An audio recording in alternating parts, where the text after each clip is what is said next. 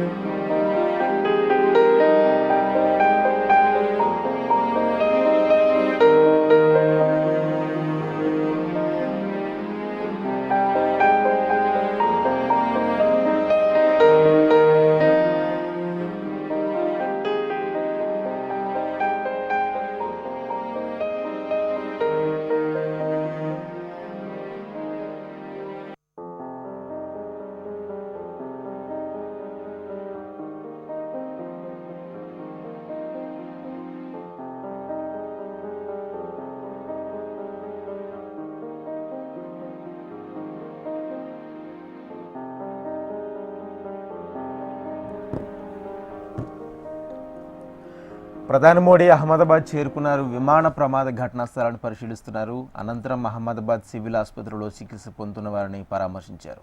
ప్రమాద ఘటనపై ఎప్పటికప్పుడు ఆరా తీసిన మోడీ సహాయక చర్యలపై ఎప్పటికప్పుడు సమీక్షించారు. మోడీతో పాటు గుజరాత్ సీఎం భూపేంద్ర పటేల్, కేంద్ర హోంమంత్రి అమిత్ షా, విమానయాన శాఖ మంత్రి రామ్మోహన్ నాయుడు పరిస్థితిని సమీక్షించారు. నిన్న ఘోర విమాన ప్రమాదం, దాదాపుగా 260 మంది మృతి చెందారు. ఆ ప్రమాద స్థలంలో మోడీ పర్యటిస్తున్నారు. ప్రమాదం జరిగిన తీరు, ఆ ప్రమాదం జరిగిన తర్వాత ఏర్పడిన భయానక ఆ దృశ్యాలు కూడా మోడీ చూసి చలించిపోతున్నారు. ప్రస్తుతం స్క్రీన్ మీద చూస్తున్నాం. ఆ ప్రమాదం జరిగిన స్థలంలో ఇంకా సహాయక చర్యలు కొనసాగుతున్నాయి. ఇంకా శిథిలాలను కూడా తొలగిస్తున్నారు. దేశం ఒక్కసారిగా దిగ్భ్రాంతికి గురైంది. దేశంలో ఇప్పటి వరకు జరిగిన అతిపెద్ద విమాన ప్రమాదాల్లో తాజాగా జరిగిన ప్లేన్ క్రాష్ ఒకటి.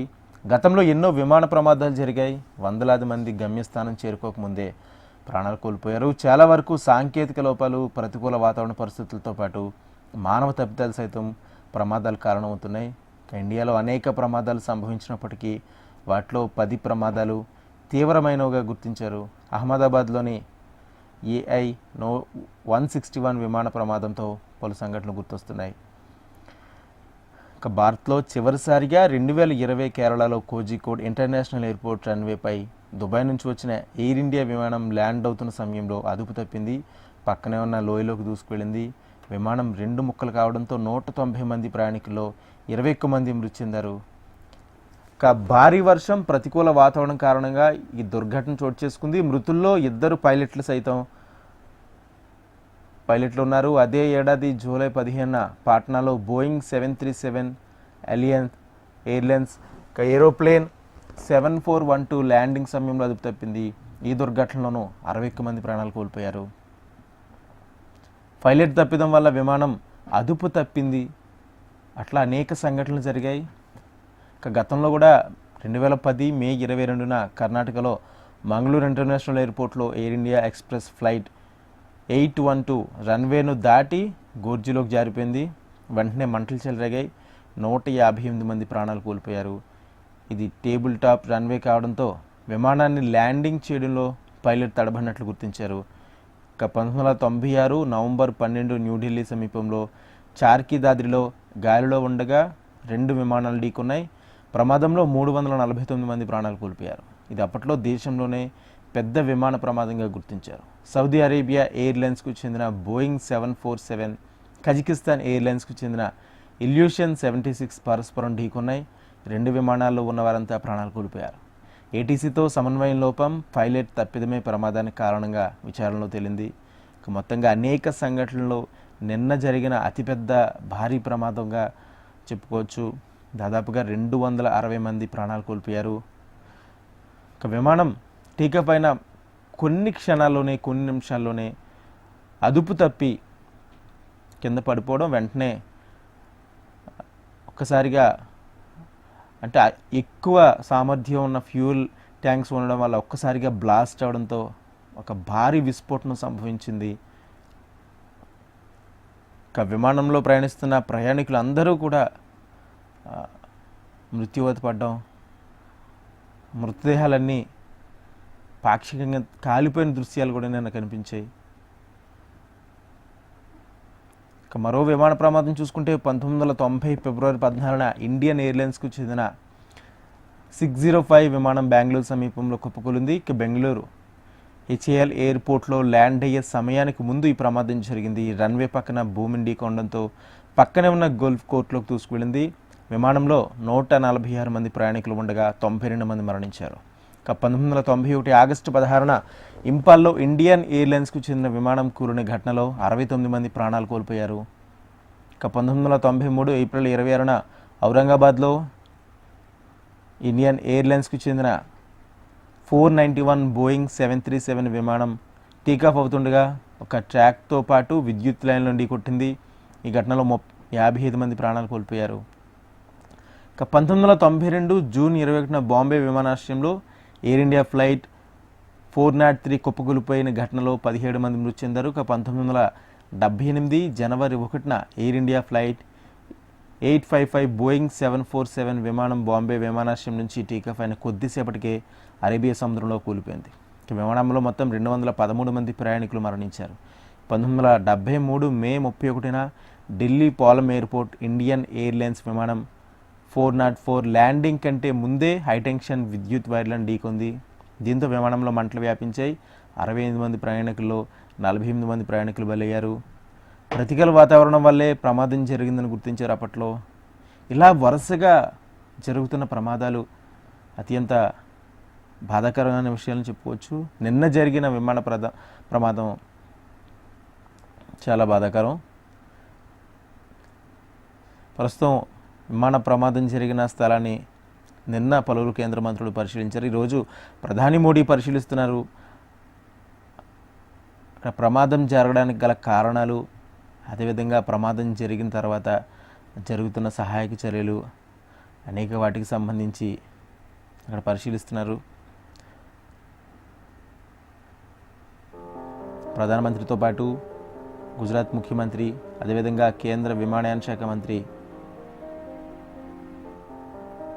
మోడీతో పరిశీలిస్తున్నారు. ఆ ప్రమాద సమయంలో అక్కడ జరిగిన సంఘటనకు సంబంధించి వివరాలు తెలుసుకుంటున్నారు. ప్రధాని మోడీ అహ్మదాబాద్ చేరుకున్నారు. విమాన ప్రమాద ఘటనా స్థలాన్ని పరిశీలించారు. అనంతరం అహ్మదాబాద్ సివిల్ ఆసుపత్రిలో చికిత్స పొందుతున్న వారిని పరామర్శించారు. ప్రమాద ఘటనపై ఎప్పటికప్పుడు ఆరా తీసిన మోడీ సహాయక చర్యలపై ఎప్పటికప్పుడు సమీక్షించారు. మోడీతో పాటు గుజరాత్ సీఎం భూపేంద్ర పటేల్, కేంద్ర హోంమంత్రి అమిత్ షా, విమానయాన శాఖ మంత్రి రామ్మోహన్ నాయుడు పరిస్థితిని సమీక్షించారు.